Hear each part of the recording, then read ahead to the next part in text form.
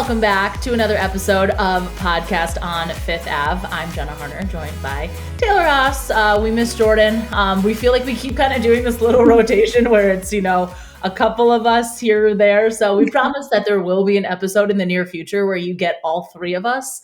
But in the meantime, we have a whole lot to talk about, especially this has been a pretty intense week for the Penguins, no doubt. They faced Tampa, they faced Carolina, and most recently, they faced Florida. And then not to mention, Vegas comes to town, and then, you see Carolina one more time, because I feel like they're seeing Carolina so frequently in such a small period of time, which seems like it'll be a good thing. We can kind of dive into that a little bit, but, picking up 3 of 4 points on the road against Tampa and Carolina, which if you'd said that at kind of, the start of the road trip, I feel like the Penguins would have been pretty happy, but definitely potentially could have at least been a 4th point, it felt like, against the Hurricanes last week.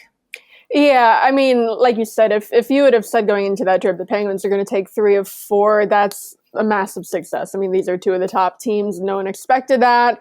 But it's just the way that game ended against the Hurricanes that really kind of sours the whole thing. Letang takes that penalty. It's funny. We were just talking, in the Tampa game before that, my game story was like the discipline and how, like, when Tampa was trying to get them off their game, bait them into things, they really they didn't get knocked off their game. They held to the game plan. They weren't taking the dumb penalties. And then the following night, that's kind of the story. And it should have been 2 penalties, but I mean, Letang has to know that the retaliation is always going to get called. And it was a pretty egregious retaliation. Yeah. So it's frustrating, but that's kind of what you have to expect to happen. And they just have to be smarter. And I mean, Letang knows better. He's also an emotional guy. So I don't know what to do. What the answer is there, but I mean, 3 or 4 points, regardless of that, is a big success. And the way that they played in the Tampa game, because you were there covering the game. Actually, yeah. It was we all were there. All 3 of us were at that game, just in different capacities. But that game, I mean, that felt like the most complete game we've seen from this team this season. And that was something that kind of Mike Sullivan said after the game too. They felt like it was that full 60-minute performance, which I feel like is a little bit of what this team has been searching for.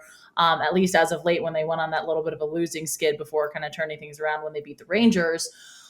But you could just see, something that sticks out so vividly to me from that game is, Pat Maroon just was looking for blood. He was going after everybody. He had his head just locked in on guys.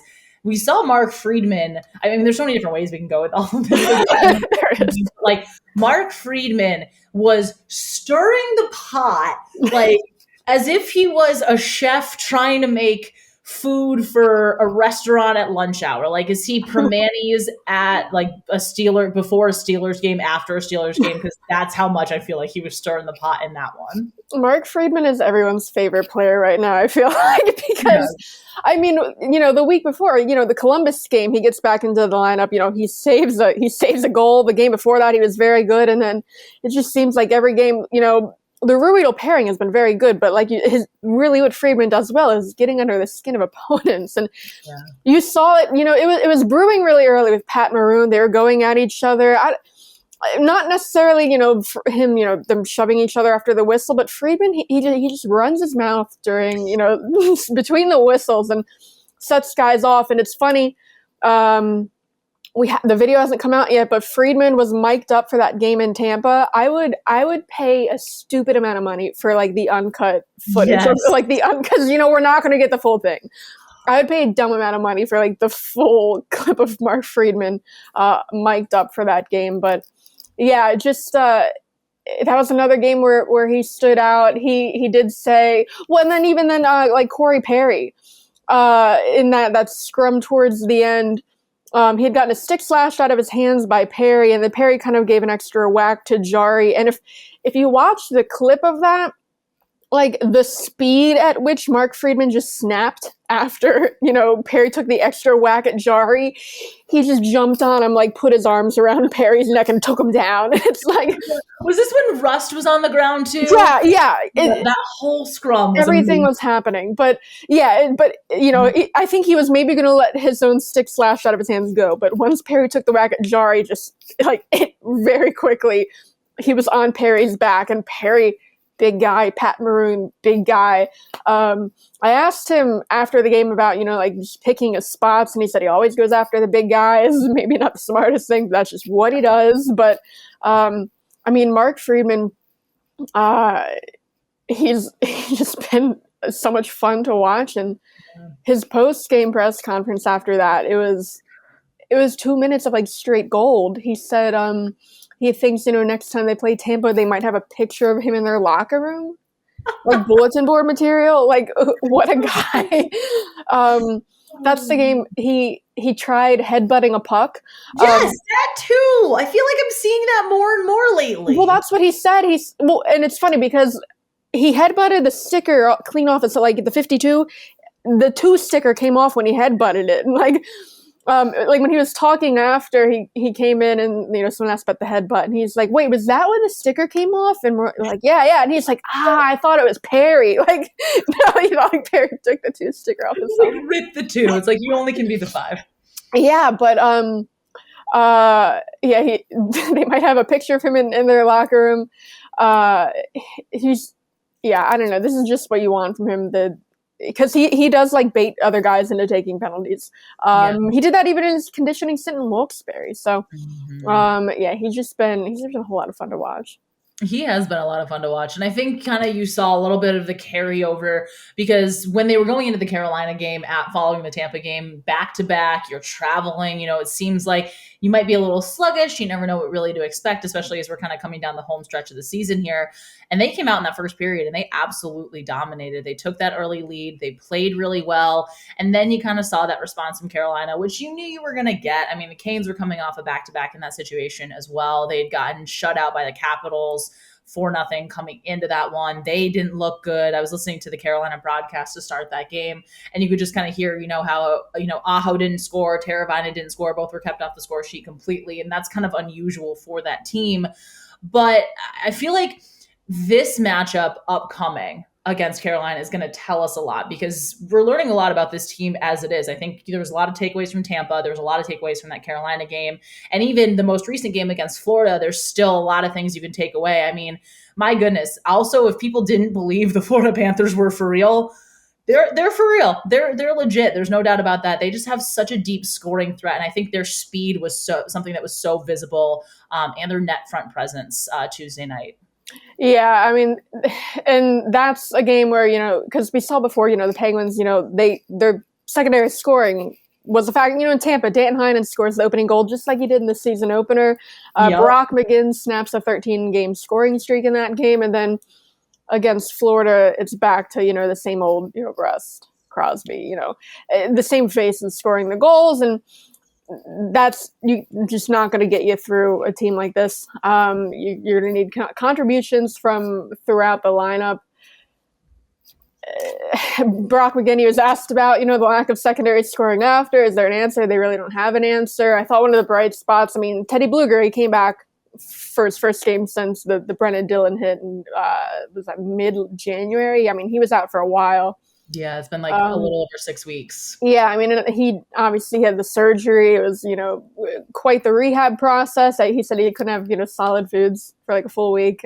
He said no food is good, blend it up, maybe fruit, smoothies. Which, can we also talk about, like, as a hockey player, I know how they do it, but like maintaining your weight, drinking strictly liquids, to me, I'm like, the amount of protein powder, the amount of like peanut butter, I'm like, dang. Wow. I give him a lot of credit on that one. Yeah. So, he came back and he was on, the fourth line, Aston Reese McGinn, usual spot. Brian Boyle, the odd guy out. But, that line played well. And Teddy, he had, maybe 15 minutes, I think, which was, maybe just below. It wasn't like he was really eased back into the lineup. That was just maybe like on the low end of average for him. And I asked Sullivan, like, did you feel like you had to manage his minutes given, how long he was away, even off the ice, and, the whole thing with the, the food? And he said no, he didn't feel like he had to manage his minutes. He thought Teddy, worked really hard.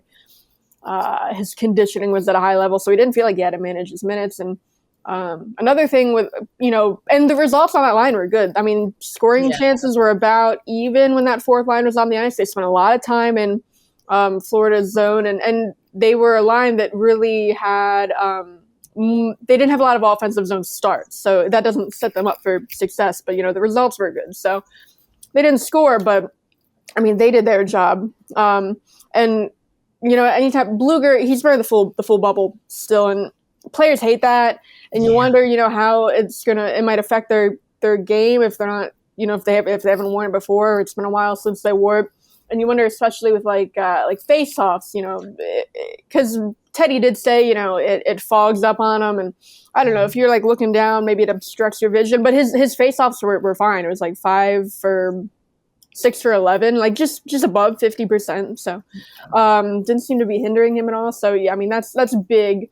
To get him back at 100%, maybe you could get some secondary scoring out of that line. Him and McGinn, maybe not Aston Reese because he hasn't scored since October 23rd, I think. Yeah, but if Teddy and pre-Halloween, if Teddy and McGinn can start picking up some points, maybe that beefs up the secondary scoring, or maybe they can get Aston Reese going. But and maybe it does kind of create a little bit of a ripple effect too, because the game, or what was it? I don't even know what day anything is, but on Monday when we heard from Brian Rust, he kind of said, it does create that ripple effect when that line's playing well, and obviously the first line doesn't need any sort of ripple effect with the way that they're playing right now, but you hope that, hey, if Blueger and McGinn kind of get going, maybe that jogs something with the third line, maybe that sparks Rodriguez, maybe we'll see something from Kapanen at some point. And that kind of leads us to our next segment. We'll take a quick little break here and we'll talk about some trade deadline possibilities, because we know that's everything everybody wants to hear about, with it just about 2 weeks away now. Am I doing the math correctly? I don't know what day it is.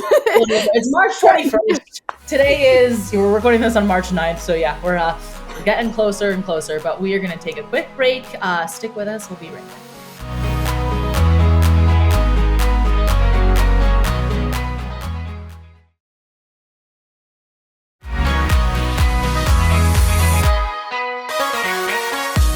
Welcome back to Podcast on Fifth Ave. She is Taylor. I'm Jenna. And we are diving more into the trade deadline because we know that's what everybody wants to hear. I'm going to do some quick math on my iPhone calendar right now. Yeah, we're less than 2 weeks away officially. It's 2 weeks from Monday. March 21st is the trade deadline. And there's a lot of questions about what this Penguins team is going to do, what they need. It seems like it's all anybody can even begin to talk about. And it's so interesting because let's at least explain where the Penguins are at, because I think a lot of people, even you look, nationally, are like, oh, the Penguins have space to work with. They can go make a move. They do not have a lot of money, Taylor. No, they do not. So, I mean, they're using long-term injured reserve right now, Jason Zucker. Mm-hmm. We don't know when he's going to be back, but he's skating. So he's probably going to be, he's going to be back before the end of the regular season. So all the people saying like, Nikita Kucherov, the situation, keep him on LTIR, use that 5.5. That's not going to happen. No. He's not going to be out for, the rest of the regular season. So get that out of your heads. They're using bubbles here. Sorry. So they're over the cap right now because they're using that LTIR space. It's honestly, the math is complicated, but basically, with the current roster, they can afford to take out a cap hit of $4 million, like a player with a cap hit of $4 million. That's prorated, so like they're not going to be on the books for all $4 million, but they have the room for that right now. So there's a bit of wiggle room as it is right now. Now, honestly, the way this team gets hurt, I feel like this could all change within like a couple of days, and like someone else could go on like LTIR, and like maybe they can Kucherov the situation. So either way, they're not going to have a ton of room to work with. if you're going to bring in like a high salary player, you're going to have to move one out. So that's the situation. That is pretty much exactly where it stands. And I think everybody immediately jumped to the backup goaltending situation. But this kind of poses, with the recent play of Casey DeSmith, has he done enough to kind of basically say, hey, this might not be as much of an area of need as you would have thought? Because he has looked better in the last couple games that we've seen from him. Yeah, it's ever since that game in Columbus when he turned things around. He got yanked in Columbus. That was his first game back from COVID. Yep. And ever since then, the next game against Detroit, he lost, but that kind of really marked his turnaround. Mm-hmm. Since so after that game in Columbus, he is now 3-0-2. He has a .933 save percentage. And I mean, that's just great. He has better numbers than Jari since that January 21st game. Short sample size, but I mean, if you would have asked again, like early January, I mean, we talked about it, like, backup goaltending is the biggest hole right now, but the way it stands right now, I don't think that's something that they should go out if you're going to spend money, unload assets to improve anything. I don't think backup goaltending is what you need to do. No, and I think that too, the market for goalies isn't as phenomenal. I think, at least from what I've been reading as of late, it seems like if you need a defenseman, there are plenty available. But I think at least in my opinion right now, I think this team, like, depth scoring is the main issue, and that might be where you look at the hardest here. Yeah, I mean, if I think if they're going to add anything, they're going to have to get some depth scoring. I mean, we've seen flashes of it in recent games, but consistently, I mean, it has been kind of an issue throughout the season. It's the issue is how do you do that? Who moves out? Kapanen is a guy who, if you're going to get a forward who can score, you might as well move out Kapanen, who isn't scoring now. I don't think if you move out Kapanen, you're going to get back in a depth scoring, an improved player.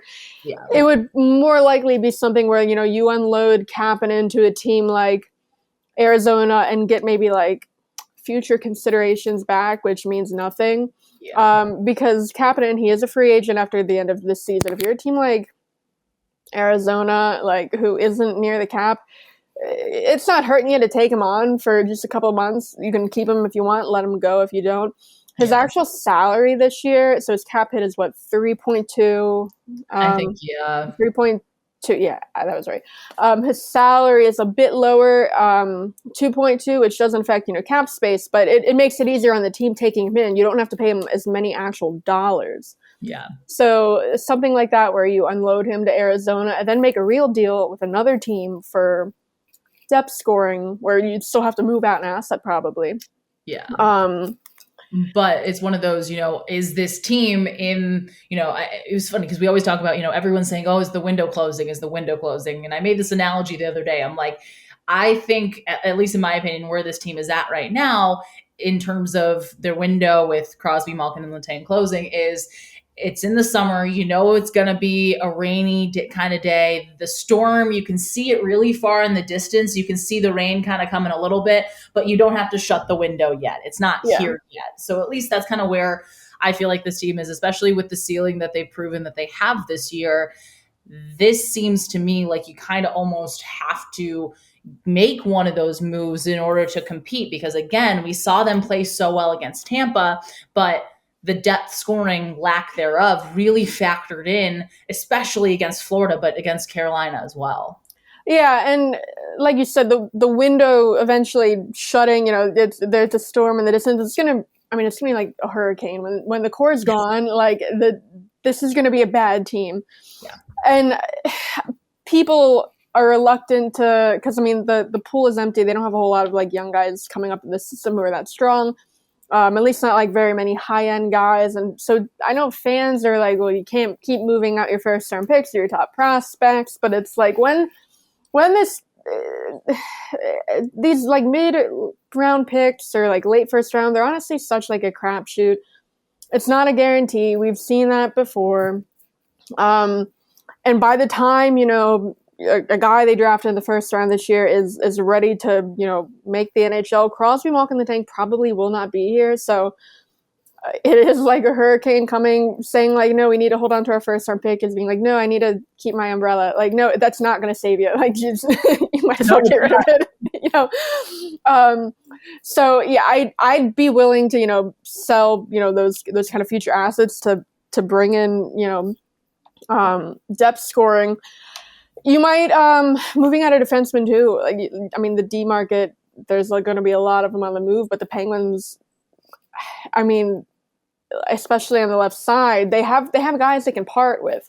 Mm-hmm. Mark Friedman it's a small sample size right now, but I mean, he's shown that he can play in the lineup. He should be in the lineup. They have P.O., they have Riikola, who can step in on the left side. We're talking about, with Matheson back, Friedman extra, P.O. extra, Riikola extra. So if you're looking at, the D-men, like, who do you part with who could, bring you back something? I don't think Matheson's contract is terrible. I don't think Matheson has the worst contract on the team. So yeah, he's not going anywhere. No. 4.875 through 2025, 26. And he's 28 years old. So, I mean, it's a high cap hit and it's a lot of years left. So even if you're like a team like Arizona who has a lot of cap space, you're not going to want to commit to that many years. No. For, a player who's, he's a little bit older. Marcus Pettersson, I think, seems to be the most appealing guy to move out from like the Penguins standpoint, and also, the other team standpoint, whoever would be trading with the Penguins, because I mean, he is younger, 25. He does have 3 more years left after this, about $4 million cap hit.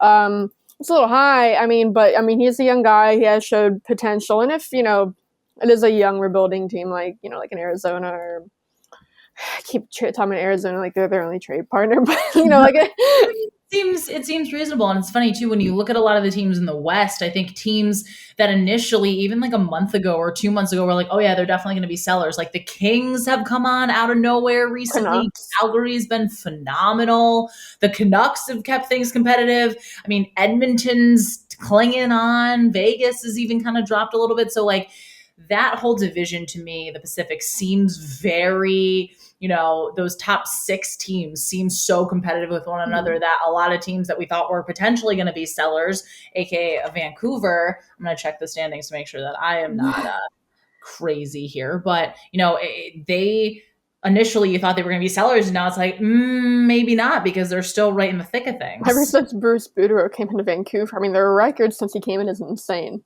Right? They've been so good. And then Martin St. Louis with the Canadiens. They were like, as of last week, they had won 6 of their last 7. Yeah, he's going to take him out of the Shane Wright sweepstakes. Like, that's good for him, but I don't think, if you're a Montreal fan, I don't think you want this happening right now. I mean, Seattle is a team who's going to, probably be a seller. Yeah. I don't know they're obviously not a very good team, so I don't know what kind of depth pieces they'd have that the Penguins would want when it comes to secondary scoring. Seattle has had a lot of scouts at PPG Paints Arena as of late. In some games, they're setting 2 different, scouts there. And, scouts, their job there is also scouting for, future matchups, playoffs, but like they don't play Seattle again, and they're not going to play in the playoffs. So, like, that's not why Seattle scouts are there. So you have to look at it as, like preparing for like maybe a trade. So I mean, Seattle, I don't know who on Seattle would be an option, but yeah, there's I mean, we could dive into that too next week. We have so much to look ahead to, but they do have some good pieces there. Ryan Donato, that's who I'm thinking of. Like I don't entirely know his numbers this year, but when he was with Minnesota and when he was with the Bruins, like he was really kind of that guy that, second, third liner, but he can get you a lot. So I don't know. I'm just maybe just throwing that one out there. Yeah. We'll look into that more for next week. But yeah, I mean, this feels like It's getting closer, but I think it's one of those things that we might see. I don't know. I guess I'm summing things up. We might see a move or two, but I don't think this team, I mean, they clearly just, it doesn't seem like they can. They're not going to make a splash move. I don't think they're going to be a team like the Rangers who have like $32 million in cap space to make moves with. Absolutely not. Yeah, you would have to unload a high salaried player like Kapanen and also kind of move out an asset out the other way if you want to get someone who's actually going to be an improvement, actually contribute. So, yeah, it's going to be tough. Yeah, and I think it was tough too because with Kapanen, we saw the Tampa game. He played arguably his best game of the season. Yeah, he didn't score. I mean, it's been forever since he scored, too. But even from the beginning, I mean, he was flying. The thing with him is, and they've talked about this for months, both him and Sullivan. He just needs to keep moving his feet. He'll do things where he skates into the zone and kind of slams on the brakes, and he's just not effective that way. And he was moving his feet. He was doing he was setting up his line mates. And then you go to the Panthers game, and he's benched in the third period because Sullivan needed short the bench. He took Kapanen off that second line, put Carter up there, and then just didn't play Simone Rodriguez and then Kapanen in the third line. They were just rolling three lines for much of the third, and you just can't do that.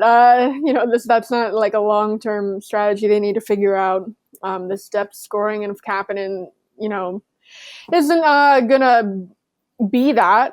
If he can't play in the top six, he's not a bottom six guy. He's not doing you any good. Sitting on the bench or in the press box. So you might as well move him out. Try to get something back. And it hopes, you really hope that a team that's going to potentially look at him and say, hey, we think we can get the most out of Kasperi Kapanen, and we think we'll be able to do the most with him. Maybe that's what you hope for. Yeah. I mean, because he's a good player, and he's happy. He's skilled. He has the tools. It just I don't know. It hasn't been a fit. But we've seen flashes of him with Malkin last season. He can work somewhere in the top six. It might just not be here. So It might be best for everyone. If that's what happens, paying his free up cap space, maybe can he go make another move and cap it and find somewhere where he fits. Yeah, maybe he goes to Seattle and gets reunited with Brandon Tanev. Seattle, yeah, Island of Misfit Toys. I mean, Jared McCann, how often did he bounce around? Really didn't have a fit anywhere. Then he goes to Seattle and he's their leading scorer, and he just resigns $5.5 for 5 years. 5.5, yeah. Yeah, and good for him too. You love to see that, and and we talked about this too with expansion drafts. But when guys can kind of go and create their own identity and find a whole new one on a new team, and I think that's what we've seen from Jared McCann. Yeah. Well, let's take another quick break, and when we come back, we'll talk about some fun things happening around the league and a very fun thing coming to PPG Paints Arena this weekend.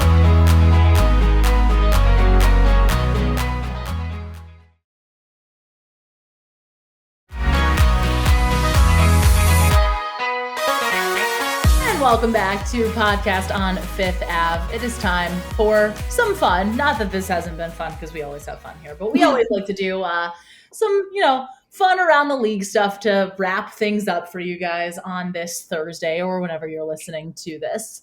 But Wednesday night or Tuesday night, again, I don't know what day anything is anymore. Tuesday night, in the Arizona Coyotes game, some pretty fun moments, pretty exciting moment for Phil Kessel. He took the ice in the first period and then he disappeared, but for a good reason. Yeah, he took his first shift, so he did extend his consecutive games played streak because he does have the second longest active one after Keith Yandel. He's actually closing in at second of all time, but so he did that.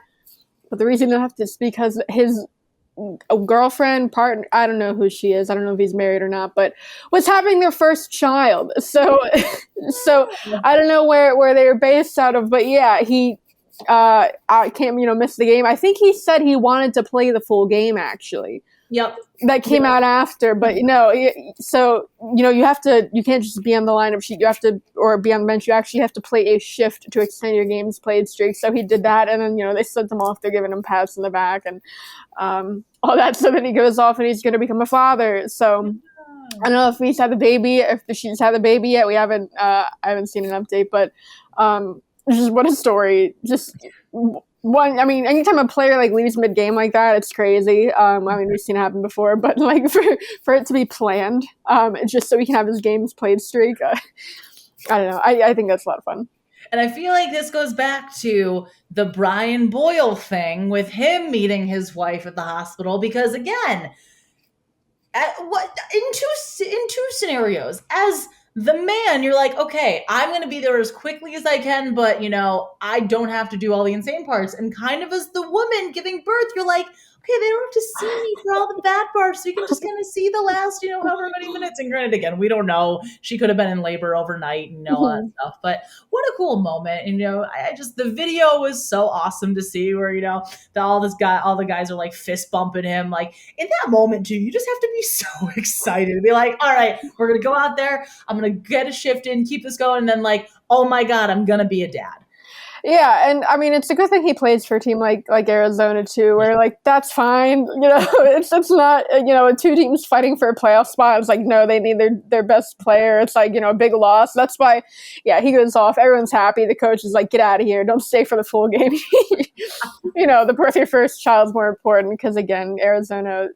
Did they end up losing that game? What happened? I don't even know. No, they won. Well, 9-2. They beat Detroit. Let me check. I want to make sure if that's right. I was covering the Penguins game, so I stopped following after Kessel left. But I don't know. I mean, Arizona's in a spot where it benefits them to keep losing. Yes, although they did not. They put up a touchdown and an extra point and a field goal. That's wild. Sorry, touchdown, missed the extra point and a field goal. I don't know. Sparked by Kessel becoming a father, that gave him extra energy. Is that what happened? Did that? Let me just go to like the stats of this one. I mean, they had 3 first period goals, 4 in the second. I mean, clearly they're just like, we want to show you that we are so proud and like you can celebrate your son. Be like, hey, I played in that game and technically we got a win. I think that's what they did. Yeah, is he going to score a dad goal? I feel like how many times do like players like they have their first child or just another child and like they score in their next game? Yep. I think like what Brian Rust, he said he was going to come back with like dad strength after his, and then I think he scored like it was like a crazy like long like range goal like his first game back. So. Mark, if you're like into betting, I don't know, you can mark Phil Kessel down for a goal in his next game back, whenever that may be. I'm looking for like what his actual ice time was. 30 seconds. One shift, 30 seconds. He took a shot. Okay. So he went out there, it took one shot, 30 seconds, and then said, see ya. Probably didn't even break a sweat, but he got things going. He was just ready to go. Because they were in Detroit, and so he was going back to Arizona. I think the GM called him a charter. That's right. The tweet from the Arizona Coyotes account that's like, Phil Kessel will not be returning to tonight's game. Lineup update. I'm like, this is incredible. Honestly, like you love to see it. Yeah. And speaking of Kessel, the Kessel family, the best Kessel's coming to Pittsburgh. Yeah. The Canadian and U.S. women's national team, they're calling it a gold medal rematch. It's just an exhibition game, but at PPG Paints Arena, March 12th, Saturday, I think 4 p.m. is the start time, but I mean, this is really exciting. They've never done anything like this where, like right after the gold medal game, Canada won, they're going to, have another exhibition game, not the full lineups. I mean, there's some people on these rosters who are in college. Sarah Fillier, she's back at Princeton. She's not going to be at the game. One of Canada's bright young players. I know, like USA, they have like 5D, so not a complete full rematch. But I mean, anytime these teams go head to head, it's intense. Even exhibition games. You go back to, I think it was like November 2019. They had there's a smaller European tournament that was canceled, so to replace that, they had a joint training camp in Cranberry and then 2 exhibition games. And again, exhibition. It's not really a real thing. It's not close to like another tournament where like there was animosity left over, but like it's physical. You can tell. I mean, they hate each other. They hate losing. USA lost both those games. I don't think you talked to like Hillary Knight after, and she's pissed. Like this was like a world championship game. So it's just an exhibition game, but it's not going to be like an exhibition level of intensity. So really exciting. You can get your tickets if I know that the biggest crowd for women's hockey was a couple years ago in Anaheim for, another exhibition like this, Canada, USA. So I feel like Pittsburgh needs to top that. Oh, absolutely. I feel like they can too. Not to mention, I mean, again, these are the best women's players in the world. The level of talent, the level of skill. And it was kind of cool because we heard Hillary Knight talking with Michelle Cracchiolo from the Penguins when they announced this game. And she said, it's going to be kind of cool because you're going to see a lot of creativity. But at the same time, again, these two teams hate each other. This rivalry is kind of, I don't even know if there's another rivalry in sports like it. I'm sure there's something you could compare it to, but when I talked with Brianne McLaughlin before the Olympics, and I was kind of asking her about this rivalry, how would she put it into words? She said, looking at Team USA in itself, you put the most competitive women ever in the same room. She said, she's like, the anger, the intensity, the ferocity that we do like team building stuff with is insane. She goes, we go all out for that. So imagine two teams like that who just absolutely cannot stand one another going against each other. I mean, this is kind of the premiere of the premiere. They're coming off the Olympics. USA, understandably, still frustrated with all that happened when they lost to Canada in the gold medal game. But, it's exciting. It's going to be so much fun to see. Yeah, I mean, Marie-Philippe Poulin is who I'm, most looking forward to. Obviously, she's the best women's player in the game, up there as in the conversation of her greatest of all time with Hayley Wickenheiser. Oh yeah, Captain Canada. I've said this before. She's Poulin, the most clutch athlete right now. Like of all, I'm not saying women's hockey or even just hockey. Like you just look at her history. She scores in every single big game. It's often like the game winners, and she has 3 Olympic golds. She's played in 4 gold medal games. She in the 3 gold medals she has, she scored the game winners in every single one, and one was like an overtime game winner.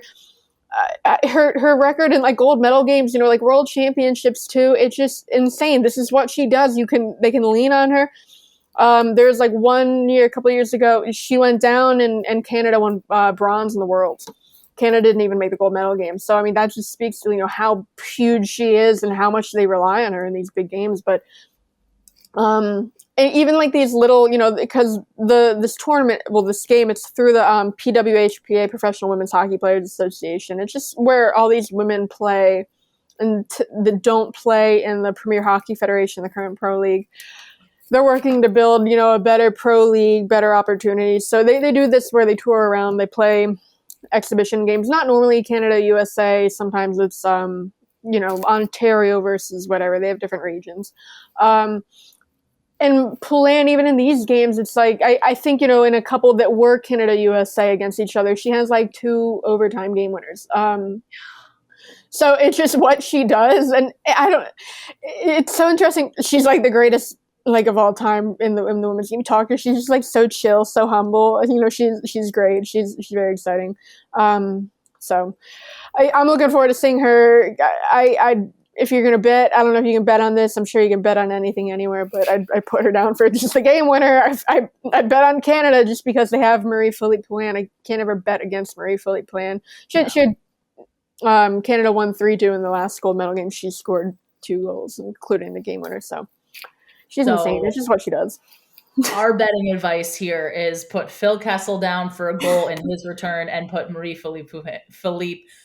I cannot say it to save my life. Oh my God. Philippe Poulin. Yeah. Yeah. The P, she's phenomenal, obviously. But mark her down for a potential game winner as well. See, look at us. We're so versatile here. We give you everything you need to know. We have fun. And we give you some betting advice, because why not? Yeah. Also, behind the bench, Emily Falzer-Matheson, former defender for Team USA. I don't know if she's officially retired, but she's married to Mike Matheson.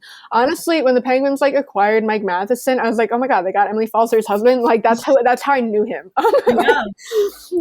Because she used to play defense for Team USA. She's taken some time off because they had a baby. So I don't know if she's going to recover from that and eventually get back into playing for the national team, but she's going to be an assistant coach. So I don't know. So you figure some of the Penguins will be there. when they had the exhibition game in 2019, a couple of them showed out. I remember like Jared McCann was like chirping, like John Marino and like Sam Lafferty, the guys he went with, because like Canada won those games. Marie-Philippe Poulin was scoring in those games. I think she had like a breakaway goal, and I remember like McCann was still chirping like the guys in the locker room like the next day at practice. So the Penguins, a couple of them I'd expect to show up, especially Mike Matheson, with his wife behind the bench. But it's gonna be a fun time. What a cool event that's going to be. So if you haven't gotten your tickets, definitely, you should definitely do that. And we'll have a whole lot of recap from that, as well as kind of the next stretch of Penguins games here coming up for you next week. But that'll do it for us here on Podcast on Fifth Ave this week. Thank you so much for listening. As always, you can find us wherever you find your podcasts, Apple, Spotify. I'm sure there's other ones that I just do not know of. Google, I don't know. Google us, you'll find it. Definitely tune in. Definitely keep listening. Have a great week. We'll see you next week.